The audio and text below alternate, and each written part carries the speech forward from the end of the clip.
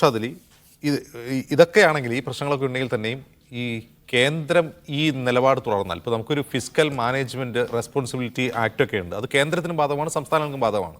പക്ഷേ കേന്ദ്രത്തിന് എത്രയും ഓഫ് ബഡ്ജറ്റ് ബോറോയിങ് ആവാം, കേന്ദ്രം എന്തും ചെയ്യും, സംസ്ഥാനങ്ങൾ ചെയ്യാൻ പാടില്ല.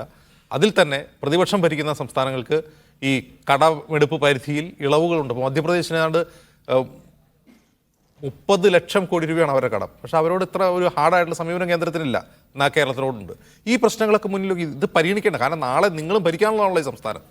അല്ല, ഇതിനകത്ത് ഈ ഫെഡറൽ സംവിധാനത്തിന് വിഘാതം ഉണ്ടാക്കുന്ന രീതിയിലുള്ള നടപടിക്രമങ്ങളാണ് കേന്ദ്ര സർക്കാർ സ്വീകരിച്ചു വരുന്നതെന്ന കാര്യത്തിൽ തർക്കമില്ല. അതിനകത്ത് നിങ്ങൾ പറഞ്ഞ മധ്യപ്രദേശിനും കേരളത്തിനും 2 പാരിറ്റി ഉണ്ടെങ്കിൽ തീർച്ചയായിട്ടും നമുക്കത് കോടതിയിൽ ചോദ്യം ചെയ്ത് അത് നമുക്കും ആ ആനുകൂല്യം വാങ്ങിയെടുക്കാം എന്നുള്ളതാണ് ഞാൻ മനസ്സിലാക്കുന്നത്. അത്തരത്തിലുള്ള ശ്രമങ്ങളൊക്കെ കേരള സർക്കാർ നടത്തുന്നുണ്ടാവുമെന്ന് ഞാൻ കരുതുന്നു. ഇത് എല്ലാ സംസ്ഥാനങ്ങളെയും ഒരുപോലെ ദ്രോഹിക്കുന്ന, ദോഷകരമായി ബാധിക്കുന്ന രീതിയിലാണ് ഇവർ മുന്നോട്ട് പോകുന്നത്. ഇന്ത്യ രാജ്യം ഒരു സംസ്ഥാനങ്ങളുടെ യൂണിയനാണ് എന്ന ഭരണഘടനയുടെ സങ്കല്പത്തിൽ വിശ്വാസമില്ലാത്തവരാണ് ഇന്ന് രാജ്യം ഭരിക്കുന്നത്. അതിൻ്റെ കെടുതികൾ എല്ലായിടത്തും ഉണ്ട്.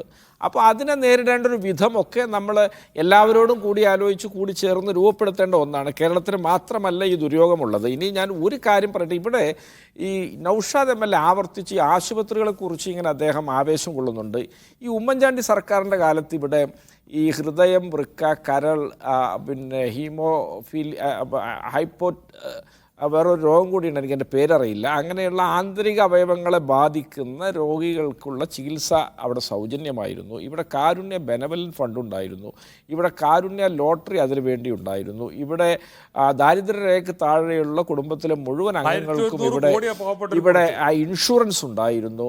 ഇവിടെ 90ഓളം ഇനം മരുന്നുകൾ എല്ലാ ആശുപത്രികളിലും സൗജന്യമായിരുന്നു. ഇവിടെ കോക്ലിയർ ഇംപ്ലാന്റേഷൻ ശസ്ത്രക്രിയ സൗജന്യമായിരുന്നു. ഇവിടെ ആരോഗ്യ കിരണം പദ്ധതി ഉണ്ടായിരുന്നു.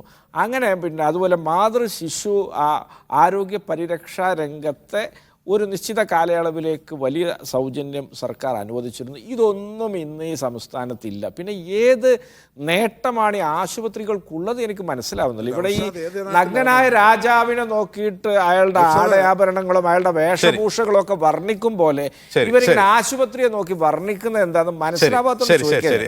അതൊരു തർക്ക വിഷയം ഈ സമയത്ത്, അത് ശരിയല്ല.